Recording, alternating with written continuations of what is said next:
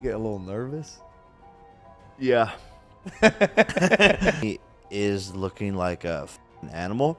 Jake Paul seems to be panicking after watching Mike Tyson's new training video. On the other hand, Oscar De La Hoya has warned Jake Paul as he anticipates the upcoming fight will further damage Paul's already questionable reputation. Jake Paul, for what he's doing and the attention he's bringing to the sport and what he wants to do with his promotion company and help the fighters, I love that. But he also talks about, being a world champion. De La Hoya pointed out that Paul talks about being a world champion and taking the sport seriously, which De La Hoya felt was not reflected in Paul's approach to the fight. His main critique of Jake Paul was that if he wanted to be taken seriously in the sport, he should follow the route that world champions take. According to De La Hoya, this is how one gains respect from fight fans, rather than fighting someone like Tyson. And taking it serious. And, well, this is not serious. Fighting a Mike Tyson, yeah, I can understand. It's a lot of money. It's going to attract a lot of eyeballs. It's great. But the only critique I have for Jake Paul is that, if you want to take the sport serious, then take the route that world champions take, fighting top 20, top 10, top 5. De La Hoya also expressed concerns about Mike Tyson's age and physical condition heading into the bout. He emphasized that Tyson is no spring chicken, highlighting the challenges and risks associated with competing at an advanced age in a sport as demanding and physically taxing as boxing. I worry about Tyson because we all love him. Sure. We all love him, and he is 57, is he? Yeah. He's no spring chicken anymore, that's for sure. While criticizing the fight, De La Hoya said that the bout is attracting a new audience to the sport of boxing and is ultimately beneficial for the sport's growth and popularity. De La Hoya's statement underscores the impact that high-profile crossover fights, like the one between Tyson, a former heavyweight champion, and Paul, a YouTube personality turned boxer, can have on expanding boxing's reach and engaging new fans. Paul and Mike Tyson, attracting new eyeballs, a younger demographic, you call it what it is. I mean, headgear, bigger gloves, but it's still boxing and it's still attracting fans, new fans.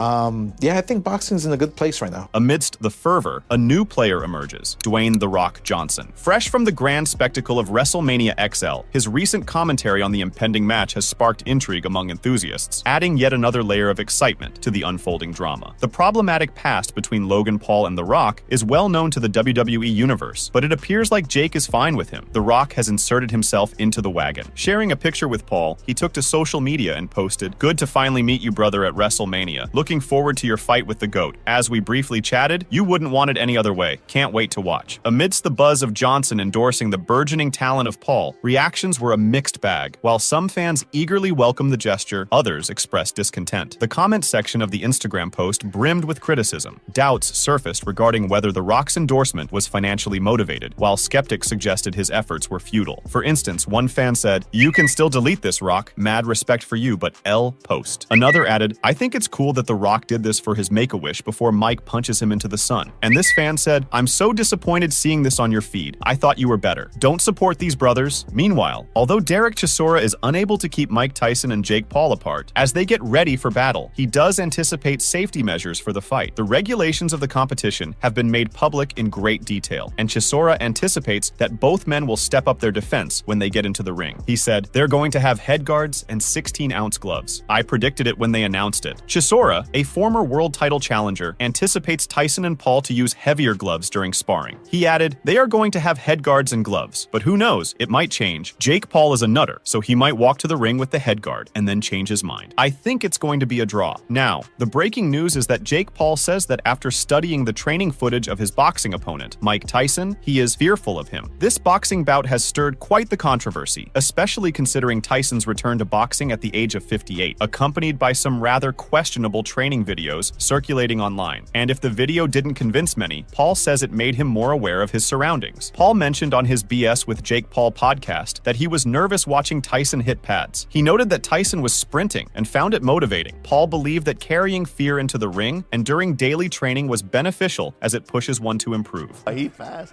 but it's motivating, I think. And I think it's good to carry fear into the ring and with you on a daily basis when you're training because it makes you better. And so Paul further commented commented that he was excited to face his toughest, craziest, and most powerful opponent to date. He found the challenge of moving up to the heavyweight division fun, and he acknowledged that Tyson was looking formidable. Paul also felt that people were underestimating him, noting that comments on Tyson's posts suggested that if Tyson lost, people would think the fight was rigged. It excites me that I have my toughest and craziest and most powerful opponent to date, and the challenge of going up to heavyweight is kind of like fun. That is a benefit because I've been eating a lot of pasta. You love pasta. Yeah, I love pasta, so that's a good thing. But he definitely is looking like a fucking animal.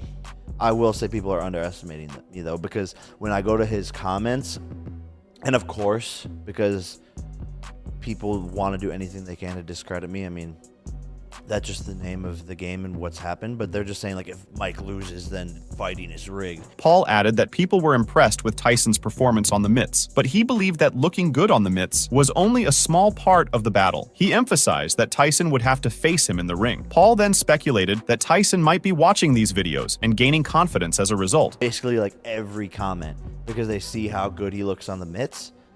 But Mike, looking good on the mitts is not even half the battle. You have to face me in the ring, and He knows that. every yeah. Why are you talking shit? He knows all that.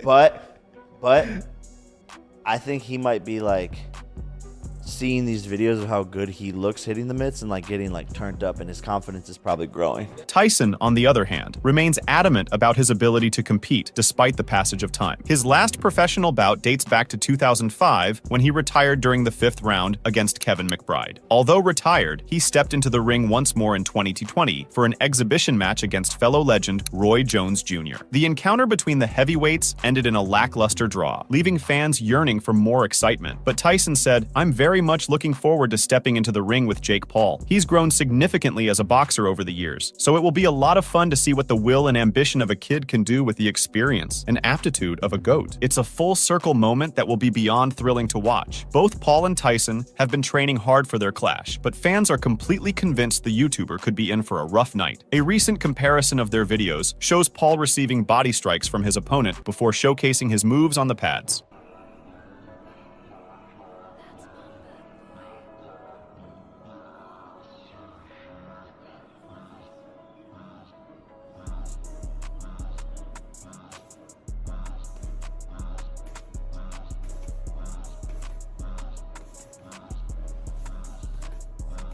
While Paul and Tyson are shown going through their training routines, there is a clear difference in their levels of intensity. Paul appears to adopt a carefree attitude, which sharply contrasts with Tyson's meticulous approach. Tyson leaves no aspect unexamined during his rigorous training regimen. After that, 3 different clips of the former undisputed champion Tyson exercising with current coach Rafael Cordero show him crashing the pads.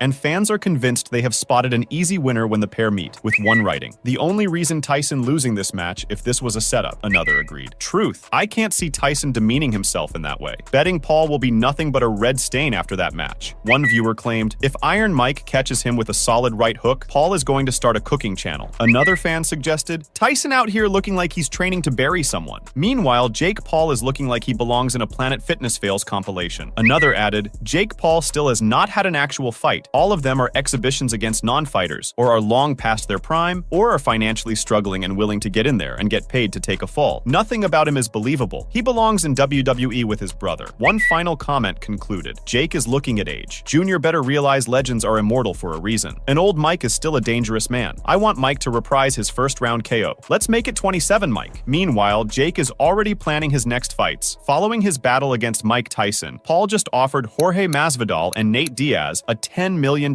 cage fight. Ever since joining the MMA promotion PFL last year, Paul has been tantalizing fans with the prospect of a cage match. After delivering a decisive blow to Diaz and securing a victory in their boxing bout last August, he extended a tempting $10 million proposal to Diaz. Since then, he's relentlessly pursued a rematch with the UFC legend inside the octagon. Their own grave. I mean, it is what it is. But I'm being so serious when I say that I want to fight them in MMA. Either Masvidal or Diaz in the PFL. $10 million offer for either one of those guys. Paul stated on his BS podcast that he was serious about wanting to fight either Masvidal or Diaz in MMA, specifically in the PFL. He mentioned that he had offered a $10 million deal to either of them. Paul anticipated Masvidal's response, where he might say, Paul can't even box. Either one of those guys.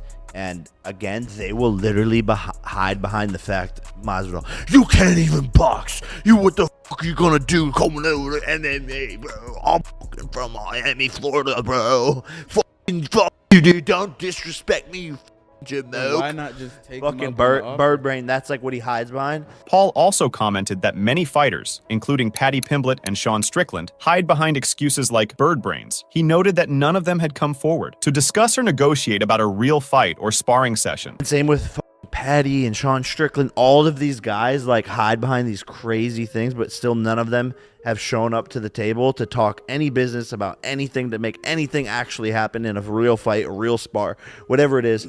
So the offer still stands there. I want either one of those guys in MMA. Sean Strickland didn't. However, Masvidal remains